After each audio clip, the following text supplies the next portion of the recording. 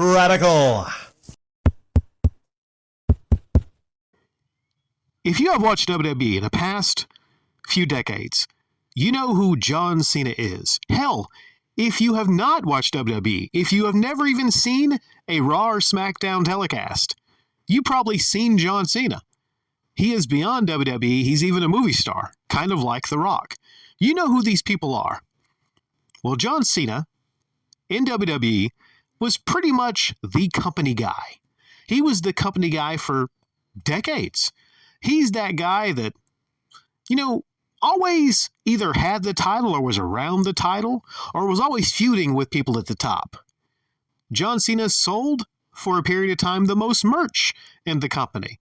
Hustle, loyalty, respect, the armbands, all that kind of jazz. He got so big, people started to chant in the crowd, Cena sucks, Cena sucks. They wanted him to turn heel, but he never turned heel. Mostly, two reasons. All the stuff he did for Make-A-Wish. Also, the fact that he sold so much merch as a face. Whether it was him or WWE, he was not going to turn into a bad guy. But a lot of people thought, how would it have been? Years back, what it would have looked like if John Cena turned. Most wrestlers turn back and forth from face to heel. CM Punk has, The Rock has.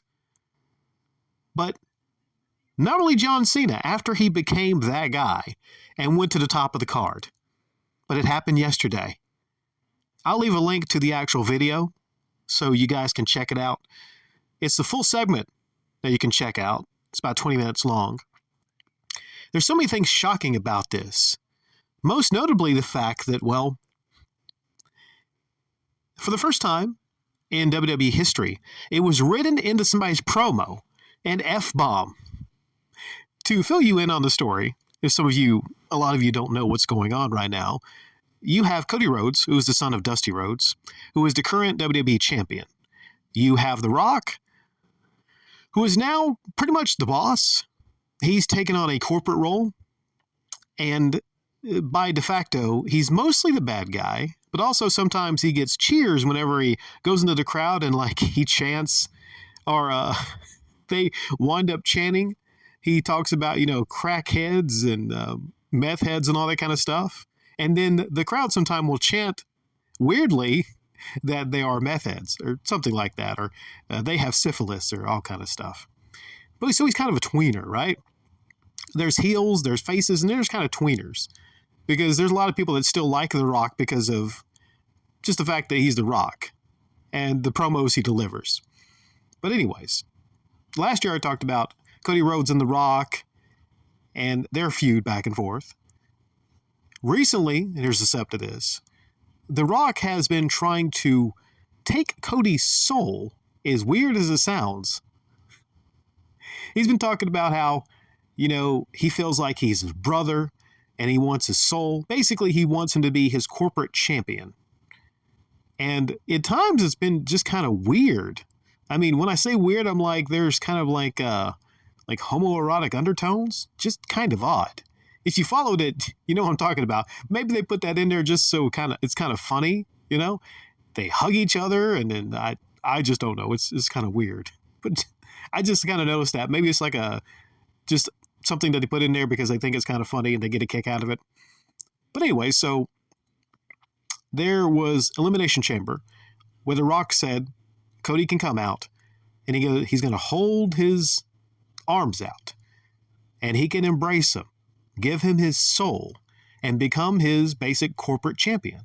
And he would make every wish come true in his life. Well, Cody, and for the first time in history, it was actually written into a promo for Cody to say an F-bomb. He said to The Rock, "You can go fuck yourself. I'm basically the champion. I've sold my soul to the people." That's crazy. It's crazy. He'd actually that would be written into a promo. But it got over. And John Cena, in the background, kind of just hopping around oh, dude, what the fuck? He was very entertained by the fact Cody said that. But in the video, when The Rock asked for the soul, he looked over to John Cena also. And that's a thing I missed when I originally saw the video. But that's a wonderful little detail. He was looking at Cody, but he briefly looked over to the right to John Cena. Well, John Cena hugged Cody, and then my thumbnail is actually John Cena, his angry face, his cold, angry stare, his look to The Rock. Just be like, okay, I got this guy. I got him. Like The Rock just activated him. So after that, after the hug, Cena pulls back, kicks him squaw in the nuts, then proceeds to pick up a Rolex, beat him with a Rolex, then he hits him with the belt, then he hits him with the mic, and then for some reason, rapper Travis Scott, created a wrestling video game character that shouldn't have been there, just slaps Cody Rhodes when he's on the ground. So this is nuts. This is crazy. Some people are saying this is the biggest heel turn in wrestling history. I don't think it is. I think the biggest heel turn in wrestling history would be Hogan from face to heel and when he created the NWO. Nothing's really going to touch that.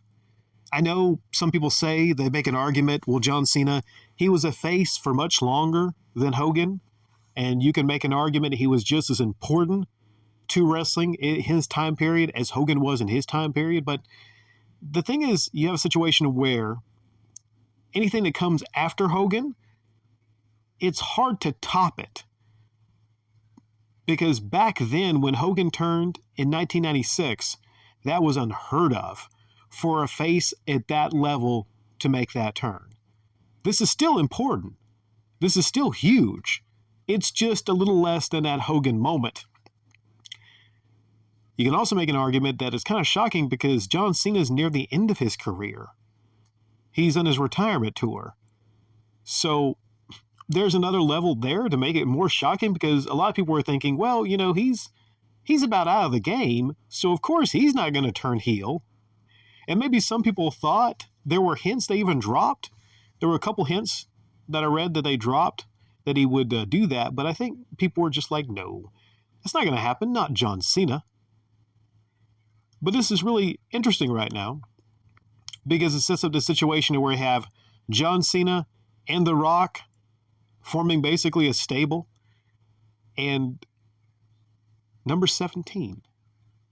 Will John Cena get that title and make history by having the title the most times, becoming a 17-time champion? I think it's going to happen. I think that's part of his retirement tour. He's going to get that belt. He's going to get that title. And at WrestleMania, he's taking on Cody. I think The Rock's going to get involved.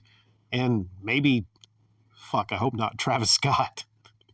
The Rock's going to get involved. And he's going to be the corporate champion for a year. And then you have Cody basically biting, clawing, scratching to get his title back. This also sets up an interesting situation with maybe CM Punk. Maybe you might have The Rock and Cena tagging against Cody and CM Punk. Because how that played into CM Punk is Elimination Chamber. Cena got the pin on CM Punk after Seth Rollins gave him his finishing maneuver, the curb stomp. And the weird thing was that was also a hint too, because John Cena generally probably wouldn't be so happy to kind of like take a pin off of somebody that just got down by somebody else like that. This is crazy though. I think it could work. I mean, John Cena, he's an actor. Some people were saying, well, he's too much of a doofus to actually be like a heel. I think it can work. I mean, these people are actors. He's a consummate professional. Hell, we might see some of Cena's best work as a heel. Usually when it comes to wrestlers, they're limited when they're a face. When they're a heel, they can be much more interesting, devious, diabolical. I think that's the case with many wrestlers. Because you can only be so much, go so far, as a goody two-shoes face. It's more interesting when you see the villain. And yes, that does That doesn't make sense now. When someone says, well, a lot of people are saying, if you live long enough as a hero, you'll live long enough to see yourself turn into a villain. So, yeah, this is big news. Is it the biggest heel turn in wrestling history? No, it is not. Is it the biggest heel turn in WWE history? See, because the heel turn with Hogan was not WWE. So you can make an argument, it's the biggest heel turn in WWE history. Is it the most shocking moment in WWE history? No. I think the most shocking moment in WWE history would be the streak ending. No one thought the streak was ending. Looking back, I think that was a bad move. I think the streak, The Undertaker should have been allowed to hold on to the streak as part of his legacy. That was more of a legacy thing. I don't think that should have happened. Still shocking, I don't think it should have happened. This, though, when we look back, it's going to be so awesome to actually get a heel John Cena run. So is he going to come out in the jean shorts? I don't think so. He's probably going to upgrade his attire. He's going to be looking like The Rock. Will he bring out the chain? Will he create a chain gang? No, I think it'll be like a nice slim chain, like an expensive chain. At least that's what I'd like to kind of see, where he just throws away all the colorful clothes and whatnot. Talks about how, I don't want to dance around for the fans anymore, I'm here for business. I'm here to get number 17. So this is going to be really, really interesting WWE TV. Kudos to WWE for pulling this off. The announcing, though, I wish we could have had JR for a moment like this, because Michael Cole even messed up and he said, well, he got hit with the brass knucks. It was a fucking Rolex, man. It was a fucking Rolex, dude. And I can't leave you without saying that it's still so stupid that Travis Scott, for some reason, was in the ring and he was burning sage around the ring. Man, get that motherfucker out of this situation, okay? Right? I don't want to see Cody Rhodes in rap videos. I don't want to see Travis Scott in the middle of these important moments in WWE history. Honestly, maybe he wasn't even supposed to get in the ring. It seemed like he was out of place and he didn't know how to take fucking direction. He was trying to hit Cody Rhodes and it looked like he was almost trying to kiss him or fondle him or something like that. He just looked completely out of place, like he didn't know what to do, right? So Travis Scott, maybe he should just stick to rapping.